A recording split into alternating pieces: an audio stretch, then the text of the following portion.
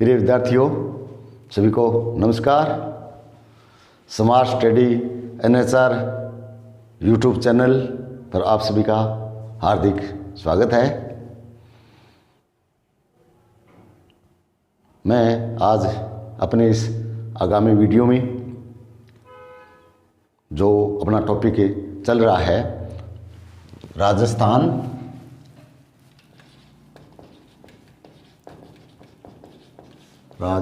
के प्रजामंडल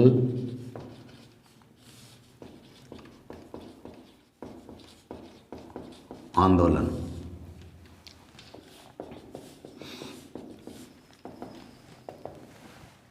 पिछले वीडियो में हमने पढ़ा, उससे हमने कुछ सीखा भी प्रजामंडल आंदोलन के दौरान क्या क्या घटना हुई। तो उसके बाद जो मैंने पहले पढ़ाया था जयपुर प्रजामंडल, और आज आपके लिए मेवाड़ प्रजामंडल। तो आज का हमारा टॉपिक क्या है? मेवाड़ प्रजामंडल। जयपुर प्रजामंडल के बाद हमारा टॉपिक है मेवाड़ प्रजामंडल। शुरू करें इससे पहले आप इस मेरे चैनल को सब्सक्राइब जरूर करेंगे, लाइक शेयर करना नहीं भूलें।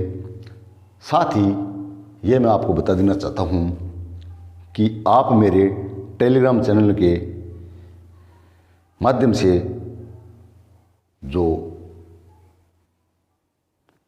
जिसका लिंक वीडियो डिस्क्रिप्शन में आपको मिल जाएगा, तो सुनना कहते नहीं भूले। और शुरू करते हैं आज का टॉपिक मेवाड़ प्रजामंडल।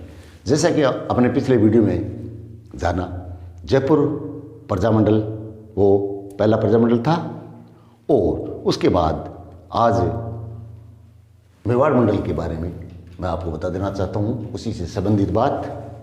और वो है ये सबसे प्रतिष्ठित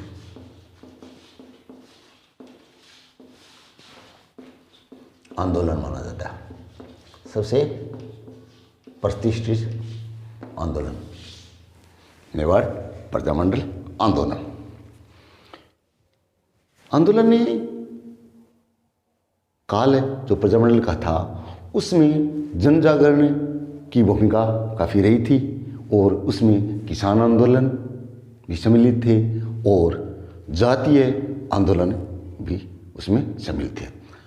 मेवाड़, जिसे हम उदयपुर के नाम से जानते हैं, तो इस प्रजामंडल आंदोलन का मुख्य ध्येय क्या था? मेवाड़ प्रजामंडल आंदोलन का उद्देश्य क्या था? तो इनके दो उद्देश्य थे, तो आप दोनों उद्देश्यों को नोट कर ले और सोचें मेवाड़ प्रजामंडल होने के मुख्य उद्देश्य क्या थे। पहला, जनताओं के अधिकारों हेतु संवैधानिक सुधारों की मांग करना, उसके लिए प्रयास करना। और दूसरा, प्रजा के आर्थिक कष्टों के निवारण हेतु प्रयास करना। ये दो मुख्य उद्देश्य थे। अब हम आगे चलते हैं, और इसके तहत 21 अप्रैल 1931 21 अप्रैल 1931 और इस दिन एक अक्षय तृतीया का दिन था। तो माणिकलाल वर्मा ने सत्याग्रह आंदोलन प्रजा के साथ मिलकर किया, और तत्कालीन जो मेवाड़ फौज या उसके अधीन सरकार के पुलिस थी, तो किसानों के प्रति उन्होंने कड़ा रुख अपनाते हुए निर्मम पिटाई की। माणिक्यलाल वर्मा और 40 किसान पंचों को गिरफ्तार कर लिया गया और उनको हथकड़ी डाल के जेल भेज दिया गया। फिर हरिभाऊ जी ने आंदोलन की कमान संभाली और गांधी जी का ध्यान इस आंदोलन के लिए आकर्षित किया। फिर जमनालाल बजाज के नेतृत्व में एक समझौता हुआ। किसके नेतृत्व में? जमनालाल बजाज के नेतृत्व में। जमनालाल बजाज, जमनालाल बजाज के बारे में तो जान चुके हो आप पहले भी, ये शिखर जी लगे थे और गांधी जी के 5वें पुत्र कहलाते थे। बजाज के नेतृत्व में समझौता हुआ।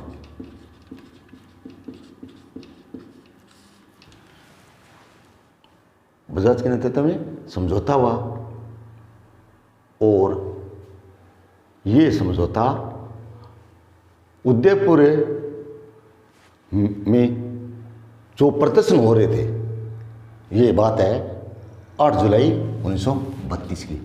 8 जुलाई 1932 की।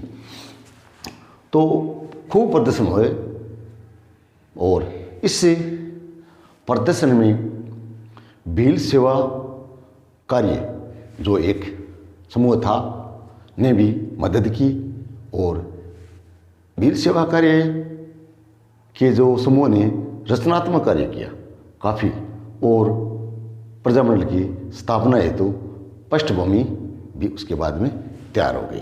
तो उस पृष्ठभूमि के मद्देनजर ही तब क्या हुआ, उसी समय वर्मा को उदयपुर में निष्कासित कर दिया, उसका निष्कासन कर दिया और वो उदयपुर से निष्कासन के बाद उदयपुर के निष्कासन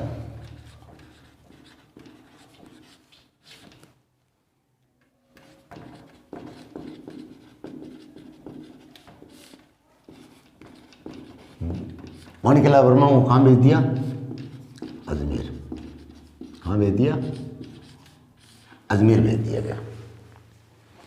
तो अजमेर में जो प्रजामंडल ने एक योजना बनाई और इसे में माणिक्यलाल वर्मा ने वहाँ अपने जो काल में थे तो उन्होंने प्रचार किया। उस प्रचारों में उनके लिए पर्चे, गीत और उन्होंने एक पुस्तिका प्रकाशित करवाई और उस पुस्तिका का नाम मेवाड़ का वर्तमान शासन। यानी उनके प्रचार के क्या साधन थे? पर्चे, गीत और इसी बीच में आपको बता देता वो गीत कौन सा था? पंछीड़ा। कौन सा गीत था? पंछीड़ा। चलो याद आ आदमी।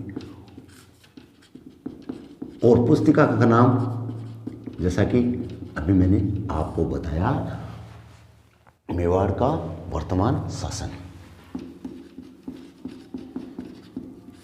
मेवाड़ का वर्तमान यानी उसमें तत्कालीन उस व्यवस्था पे यह किताब प्रकाशित की।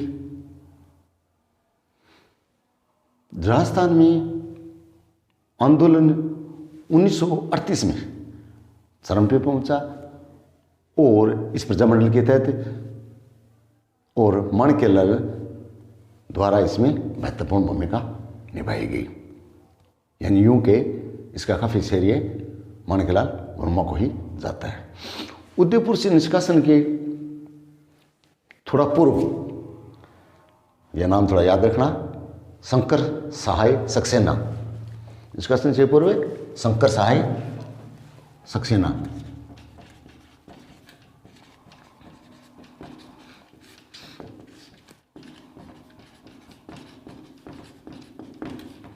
जब माणिक्यलाल वर्मा को उदयपुर से निष्कासित कर दिया गया तो वो अजमेर चले गए। और उसी दौरान उससे कुछ पहले ही शंकर शाह सक्सेना ने एक योजना बनाई और जितना भी मेवाड़ प्रजामंडल के रिकॉर्ड थे, अभिलेख, वो उन्होंने पहले ही अजमेर में शिफ्ट करवा दी। फिर 1938 और सितंबर माह 1938 सितंबर माह में आगे चल के भूरीलाल बेंगा को अग्नि भूमिका निभाई। और फिर क्या है, उसके साथ प्रेम नारायण माथुर, इन दोनों को वहाँ क्या भूरीलाल बेंगा को गिरफ्तार कर लिया गया और प्रेम नारायण माथुर को देश निकाला दे दिया गया। तो और इसी संदर्भ में 1938 में नोट कर लेना, 24 अप्रैल 1938 को, कब है स्थापना, 24 अप्रैल 1938 को मेवाड़ प्रजामंडल की स्थापना तिथि है। और आगे भी ये इतिहास में चलता रहेगा। ऐसा महत्वपूर्ण प्रश्न याद कर लेना, कई बार सुमिलित कीजिए में आ जाता है और सीधा भी प्रश्न पूछ लेते हैं। मेवाड़ प्रजामंडल की स्थापना कब हुई? 1938 के इसी में हम चलते हैं। अध्यक्ष के लिए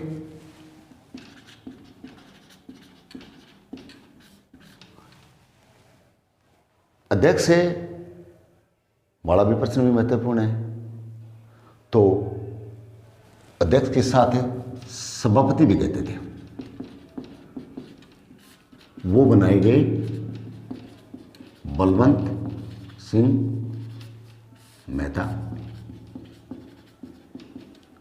बलवंत सिंह मेहता को अध्यक्ष बनाया गया और भूरीलाल बेंगा को उपाध्यक्ष या उपसभापति, भूरीलाल बेंगा उपाध्यक्ष। ये कई बार दोनों नामों में कंफ्यूज हो जाता है, इसलिए मैं आपको दोनों बता रहा हूँ। ये उपसभापति उपाध्यक्ष और सभापति अध्यक्ष के रूप में संदर्भित किया गया। और माणिक्यलाल वर्मा को महामंत्री बनाया गया।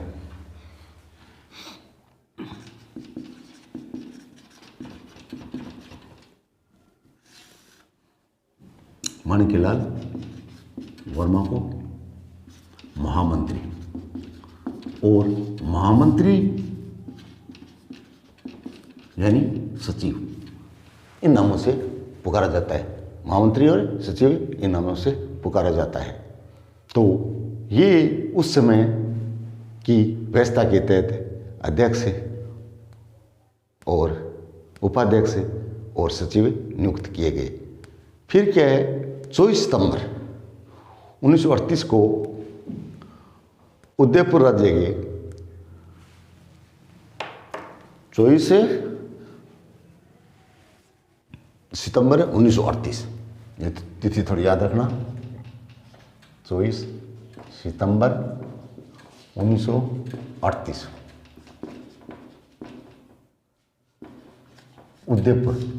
उदयपुर के जो इस अवधि में प्रधानमंत्री धर्मनारायण काक ने इस प्रजामंडल को गैर कानूनी घोषित कर दिया। तो उदयपुर में इसके तहत प्रधानमंत्री कौन था? ये धर्मनारायण काक। महत्वपूर्ण प्रश्न बनता है। उसने इसे प्रजामंडल आंदोलन को गैर कानूनी घोषित कर दिया। फिर क्या हुआ, प्रजा में वो वैचारिक आंदोलन के जरिए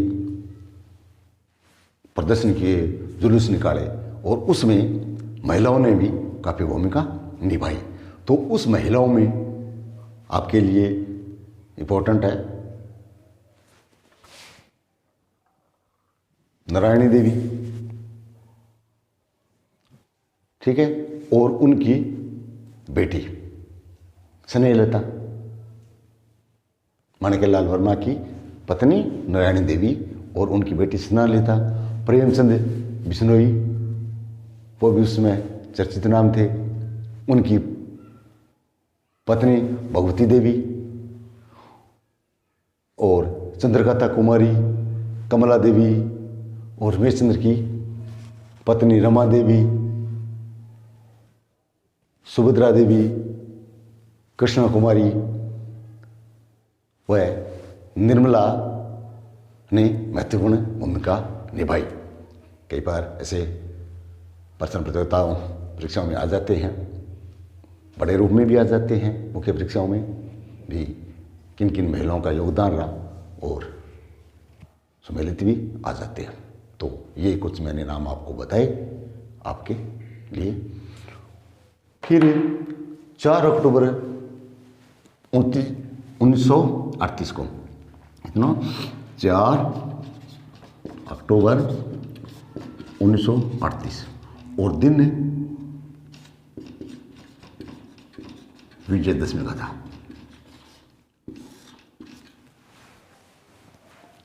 तो इस विजयदशमी के दिन सूर्य अवज्ञा आंदोलन के तहत, यानी जिसे हम व्यक्तिगत सत्याग्रह आंदोलन भी कह देते हैं, वो शुरू हुआ। सविनय अवज्ञा आंदोलन, इसे हम व्यक्तिगत सत्याग्रह आंदोलन भी कह देते हैं। ये शुरू हुआ तो उसी में गांधी जी ने अपने समाचार पत्र हरिजन में इस मेवाड़ सरकार जो तत्कालीन थी उसकी काफ़ी भर्त्सना की। तो ये तो आप जानते हो या उन्हें याद रखना, गांधी जी ने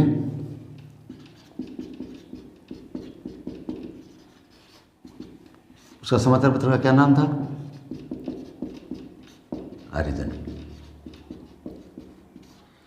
में इसकी मेवाड़ प्रजामंडल के जो तत्कालीन सरकार थी उसकी काफ़ी भर्त्सना की और माणिक्यलाल वर्मा को राजद्रोह के केस में मुकदमा चलाया और उन्हें कुंभलगढ़ किले में नजरबंद कर दिया गया। माणिक्यलाल वर्मा को माणिक्यलाल वर्मा पर किसका आरोप लगाया? राजद्रोह का। और कहाँ भेजा? कुंभलगढ़ के दुर्गमों से नजरबंद कर दिया गया। तो मेवाड़ सरकार ने इसी बीच उसको देखते हुए प्रजामंडल को मान्यता दे दी 1938 में। सलाह मशूरा, समझौता, प्रदर्शन, जुलूस, महिलाओं की भागीदारी, किसान आंदोलन में जो इनके अपने मेवाड़ प्रजामंडल के उद्देश्य के तहत संघर्ष जारी था। और प्रजामंडल ने क्या किया, उसमें जो आंदोलन किया जा रहा था तो उस समय का वो सत्याग्रह वो बंद कर दिया गया, खत्म कर दिया गया। फिर प्रजामंडल ने नागरिक अधिकारों व उत्तरदायी शासन, जो ये दो मुद्दे थे और उनके लिए गतिशीलता बनी रही। फिर फरवरी के 22 तारीख 1941, 22 फरवरी 1941 को प्रतिबंध हटा लिया गया, प्रजामंडल से प्रतिबंध हटा लिया गया। और नवंबर 39 में नहीं, हटाने के बाद में यह हटा, फिर नवंबर 1941 में पहले वार्षिक अधिवेशन जो आयोजित किया गया था देशी लोक राज्य परिषद का, और उसमें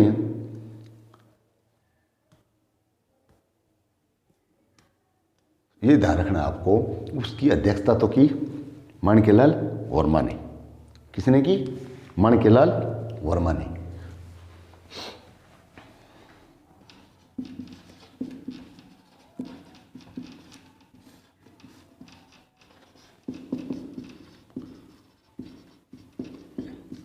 अध्यक्षता माणिक्यलाल वर्मा ने की। और इसी में ये भी आपको याद रखना है कि ये अधिवेशन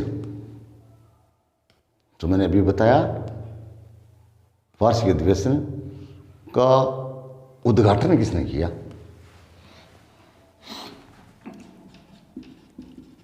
तो उद्घाटनकर्ता, ये महत्वपूर्ण प्रश्न आप नोट करें तो ज़्यादा बेहतर रहेगा और आपके लिए इम्पोर्टेंट तो है ही। माणिक्यलाल वर्मा ने इसकी अध्यक्षता की और उद्घाटन किया। वो उस समय के चर्चित राष्ट्रीय राजनेता आचार्य जे.बी. कृपलानी,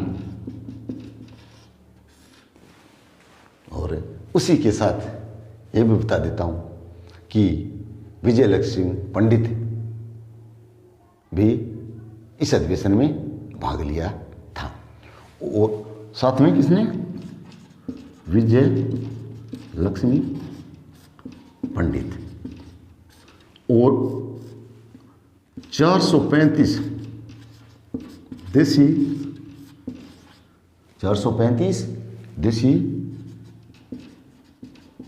राष्ट्रों के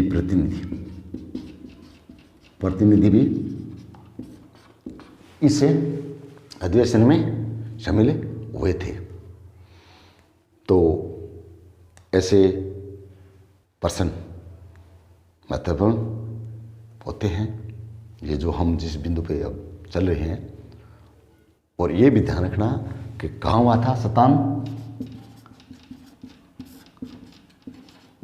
शाहपुरा में एक हवेली में हुआ था। शाहपुरा हवेली में हुआ था, हवेली। ठीक है, ये महत्वपूर्ण। शाहपुरा हवेली में ये अधिवेशन हुआ था। ठीक है, इसमें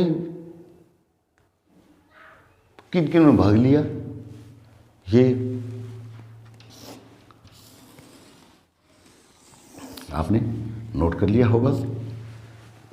महत्वपूर्ण तथ्य है, इसलिए आपको मैं इंडिकेटर दे रहा हूं। फिर क्या हुआ? 31 दिसंबर 1945 से फिर क्या? 31 दिसंबर 1945 से 1 जनवरी 1946, इन 2 दिन हो गए ना।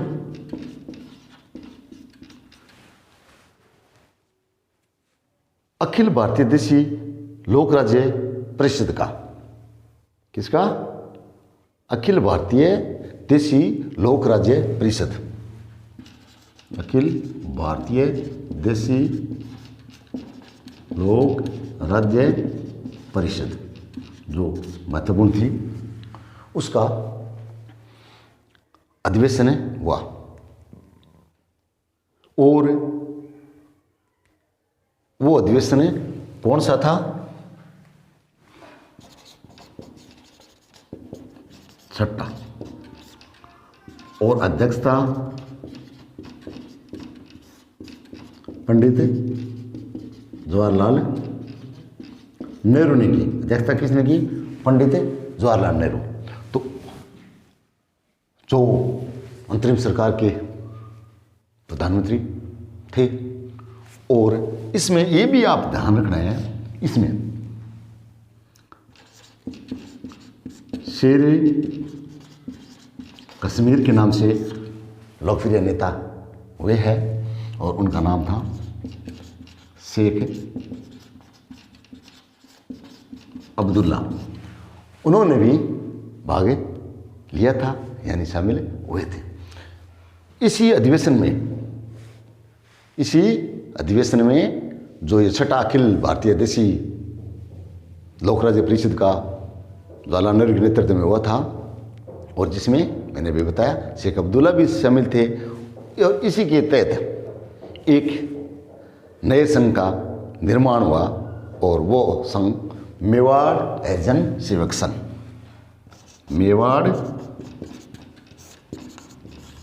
हरिजन सेवक संघ नामक ये इसी अधिवेशन के अंतर्गत गठित हुआ था।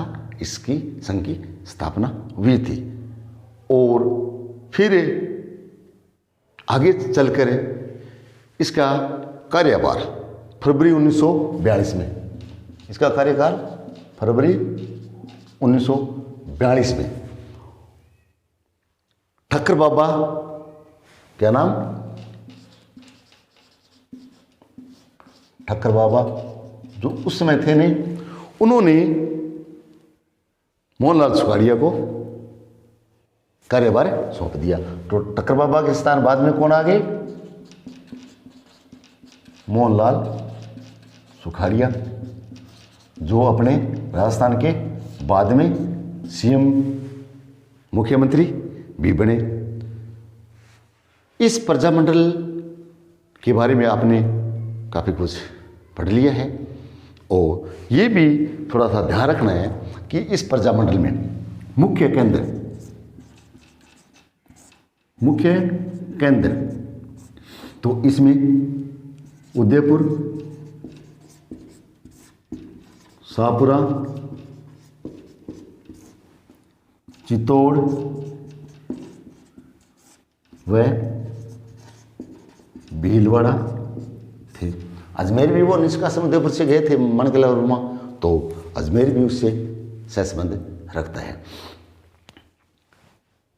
जो ये 1945 अधिवेशन के बाद कुछ युवाओं में भी प्रजामंडल का के लिए जनता का साथ देने के लिए उत्साही थे, तो उसमें एक छात्र नेता शिवचरण माथुर, जो बाद में राजस्थान के मुख्यमंत्री भी बने, शिवचरण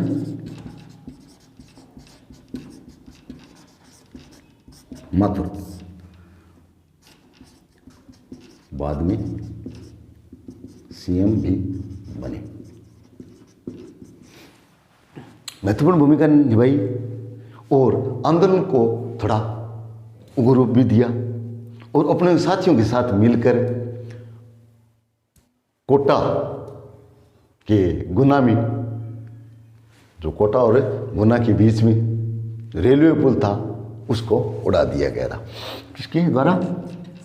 गुना कोटा।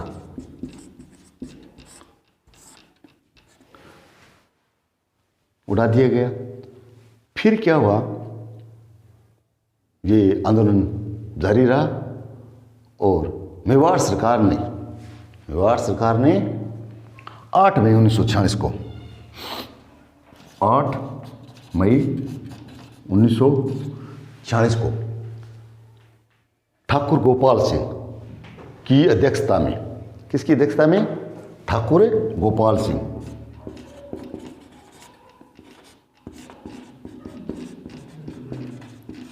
गोपाल सिंह की अध्यक्षता में संविधान निर्मात्री समिति का गठन किया गया।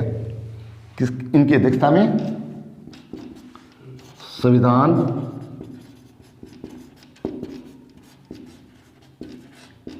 निर्मात्री समिति का गठन किया गया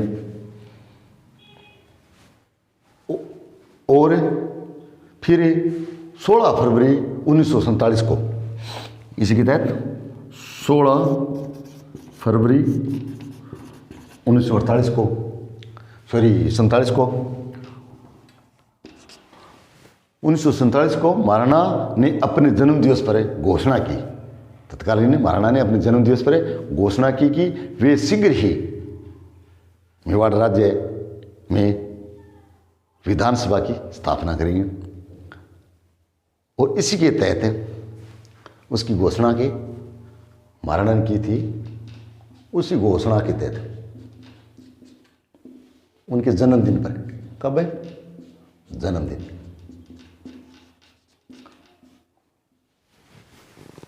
ये घोषणा की कि हम संवैधानिक इस निर्मात्री जो सभा थी उनकी अनुशंसा पर विधानसभा की स्थापना करेंगे और फिर 2 मार्च 1947 को मेवाड़ के भावी संविधान की रूपरेखा तैयार हो गई, उसकी घोषणा कर दी गई। इसी बीच ये ध्यान रखना है, इसी बीच जो प्रधानमंत्री विजय राघवाचार्य राज दरबार जो राजाओं का था, महाराणा का था, वो धोखे का शिकार हो गई और इस्तीफा देकर चल दिए। प्रधानमंत्री थोड़ा सा आप नोट कर सकते हो प्रधानमंत्री का नाम, ये उस समय प्रधानमंत्री कौन था, विजय राघवाचार्य। प्रधानमंत्री विजय राघवाचार्य, इनके साथ धोखा हो गया और वो चलते बने। फिर बेदला ठाकुर राव, इसके बाद में बेदला ठाकुर राव को नया प्रधानमंत्री बनाया गया। बेदला ठाकुर राव नए प्रधानमंत्री बनाए गए और इनकी सलाह पर, बेदला ठाकुर राव की सलाह पर महाराणा ने के.एम. मुंशी को मेवाड़ राज्य का वैधानिक सलाहकार नियुक्त किया गया। किसकी सलाह पर? बेदला ठाकुर राव की इनकी सलाह पर।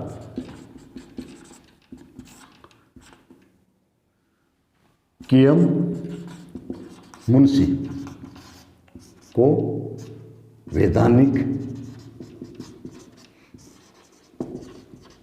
सलाहकार नियुक्त किया गया और ये अपने प्रसिद्धान सभा के जो था उसमें सदस्य भी थे। तो ये थी